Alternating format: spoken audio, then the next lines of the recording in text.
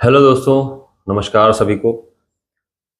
आज बात करते हैं कि फंडा क्या है मार्केट में पैसा बनाने का। राइट। क्योंकि देखो, basic information and basic studies के लिए बहुत सारी वीडियोस डली हुई यूट्यूब पे। आप उनको जा करके सर्च करके देख के पढ़ सकते हो आप और समझ सकते हो। मैं आपको फंडा बताता हूँ। फंडा का मतलब मेरा ये है बताने का कि ऐसा कोई फॉर्मूला नहीं पता मेरे को। मैं एक आपको वे बता सकता हूँ कि ये भी वे है, ये भी वे है। बहुत सारे वेज हैं पैसा बनाने के। राइट। अगर आपको समझ नहीं आता मुझे किस शेयर को परचेज करना चाहिए, किस कंपनी में पैसा निवेश करना चाहिए, कब निकलना चाहिए, कब खरीदना चाहिए, वो मैं आपको बताता हूँ। देखिए, चार तरीके के इन्वेस्टर होते हैं किसी भी कंपनी में। एक होता है कंपनी का खुद का प्रमोटर, एक होता है फॉरेन इन्वेस्टर, एक होता है डोमेस्टिक इंस्टीट्यूशंस, और एक होता है पब्लिक रिटेल इन्वेस्टर। जो म्यूचुअल फंड्स होते हैं ना, जो ये डोमेस्टिक इंस्टीट्यूशंस होते हैं, ये लोग बहुत स्टडी करने के बाद इनके पास बड़े बड़े एनालिसिस्ट बैठे होते हैं जो एनालिसिस करते हैं, और जितना पैसा हमारा आपका एसआईपी के थ्रू आता है या लमसम आता है, इन पैसे को इनके फंड मैनेजर होते हैं वो मैनेज करते हैं। वो फंड मैनेजर मैनेज कहाँ करते हैं? वो किसी न किसी स्टॉक में पैसा लगाते हैं। आपने बहुत बार सुना होगा, मिड कैप फंड है, लार्ज कैप फंड है, एंड डिफेंस का फंड है, इंडेक्स का फंड है।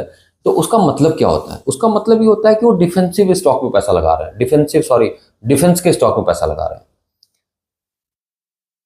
बैंकिंग का है तो बैंकिंग में लगा रहे होंगे, लार्ज कैप है तो उसमें लार्ज कैप होगा, उसमें आईसीआईसीआई बैंक भी होगा, उसमें रिलायंस भी होगा, उसमें टीसीएस भी होगा। इस तरीके से लगाते हैं पैसा। तो आप ये देख सकते हैं कि टाइम टू टाइम ये पैसा रोटेट होता रहता है। कभी बैंकिंग सेक्टर परफॉर्म कर रहा होता है, कभी आईटी कर रहा होता है, कभी रियलिटी कर रहा होता है, कभी फार्मा कर रहा होता है। तो ये आम निवेशक समझ नहीं पाता यार कि मार्केट तो ग्रीन में बंद हो रही है, डेली निफ्टी डे हाई बना रहा है, लेकिन फार्मा नहीं चल रहा। मेरे पास फार्मा के स्टॉक्स पड़े, वो परफॉर्म नहीं कर रहा। मैं जिसको ले रहा हूं वो परफॉर्म ही नहीं कर रहा। ऐसा बहुत लोगों के साथ होता है। तो होता क्या है, आप इस चीज को स्टडी करिए पहले कि बड़े बड़े फंड हाउस किस सेक्टर में बिकवाली कर रहे हैं और किस सेक्टर में खरीदारी कर रहे हैं, कहां पर पैसा आप पोर कर रहे हैं और कहां से पैसा खींच रहे हैं। इसको समझने की कोशिश करिए, तो आपको एक फंडा समझ में आएगा कि इतने से इतने टाइम तक इस सेक्टर में पैसा बन रहा है, इतने से इतने टाइम तक इस सेक्टर में पैसा बन रहा है, इतने से इतने टाइम तक इस सेक्टर में पैसा बन रहा है। जैसे आज यूएस फेड का इंटरेस्ट रेट पर डिसीजन आना है।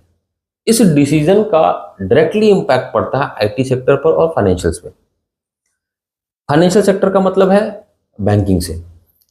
तो आप ये देखोगे कि कल से जो इंपैक्ट आएगा वो बैंकिंग में और आईटी में इमीडिएट दिखाई देने लगेगा आपको, और डिफेंस में, एनर्जी में, एविएशन में, शिप बिल्डिंग में, यहां आपको प्रॉफिट बुकिंग दिखाई देगी।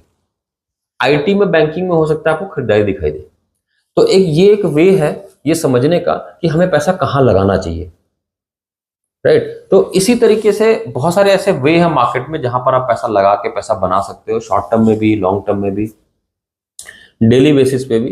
तो इस तरीके के वेज में आपको बताता रहूंगा, और आपको कोई वे समझ में आता है तो आप मुझे मेरे कमेंट बॉक्स में जरूर एक वे बताएं।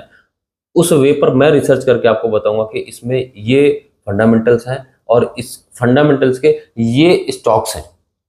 जैसे सपोज अगर आप आईटी की बात करते हैं, आप बैंकिंग की बात करते हैं, आप किसी भी XYZ सेक्टर की बात करते हैं, उस सेक्टर से मैं आपको 2-3 स्टॉक्स के फंडामेंटल्स का रिसर्च करके आपको प्रोवाइड करूंगा, जिससे आपको ये समझ में आएगा कि सेक्टर्स तो मैं समझ गया, अब मैं स्टॉक्स कैसे समझूंगा। तो उनकी बात करेंगे, उन बेसिक्स की बात करेंगे कि हम अब सेक्टर चूज करना समझ आ गया हमारे को, या हम फंड हाउसेस को देख रहे हैं, फंड हाउसेस कहाँ इन्वेस्टमेंट कर रहे हैं, उसके हिसाब से फिर हम स्टॉक्स में भी घुसेंगे कि हम स्टॉक्स में कब एग्जिट करना है, कब एंट्री करना है। राइट। तो ये कुछ वेज हैं जहां से आप अपने पोर्टफोलियो को मल्टीप्लायर में बदल सकते हो, जहां से आपका पोर्टफोलियो में रिटर्न जो होगा वो मल्टीबैगर की तरह होगा। आज 10% का, कल 20 का, फिर 25 का, फिर 30 का। इस तरीके से करके आप शिफ्टिंग कर सकते हो। राइट।